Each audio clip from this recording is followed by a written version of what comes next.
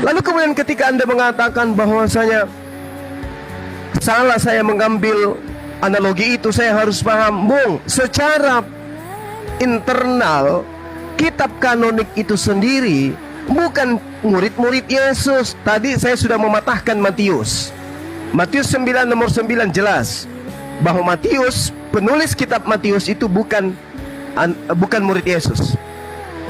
Kedua, Yohanes yang menceritakan tentang penyaliban juga. Jelas sekali dalam Yohanes 21 nomor 24 sampai nomor 25, lagi-lagi dia juga bukan murid Yesus. Dialah murid yang memberi kesaksian tentang semua ini dan yang telah menuliskannya, dan kita tahu bahwa kesaksiannya itu benar. Masih banyak hal-hal lain yang diperbuat oleh Yesus, tetapi jikalau semuanya itu harus dituliskan satu persatu, maka agaknya dunia ini tidak dapat memuat semua kitab yang harus ditulis itu. Ini penulis kitab Yohanes sedang menarasikan bahwasanya dia menulis sesuai dengan kesaksian orang yang bernama Yohanes, dan itu bukan dirinya tetapi oknum lain. Itu gugur. Sudah 2. Markus bukan murid Yesus. 3. Lukas bukan murid Yesus. 4. Paulus bukan murid Yesus. 5. Semua penulis kitab saudara bukan saksi primer.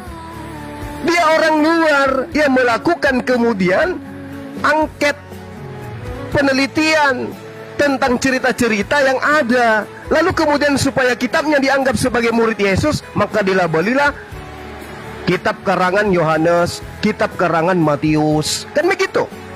Tapi fakta di dalam narasi yang ada di dalam kitab saudara jelas sekali, dialah murid.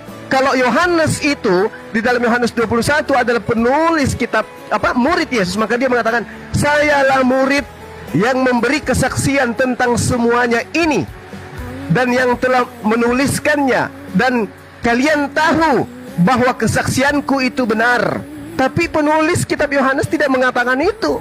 Justru penulis kitab Yohanes menceritakan tentang Yohanes anak Zebedeus, murid Yesus.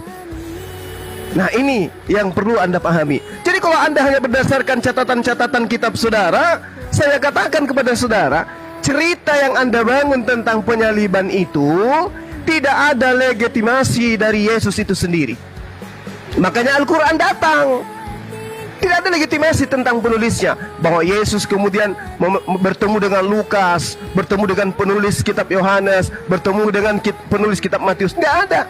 Yang ada kemudian Matius, Yohanes menceritakan Yesus bertemu dengan saksi, penulis bertemu dengan saksi-saksi. Penulis menceritakan tentang murid Yesus dan Yesus, bukan menceritakan penulis ketika dia bersama dengan Yesus.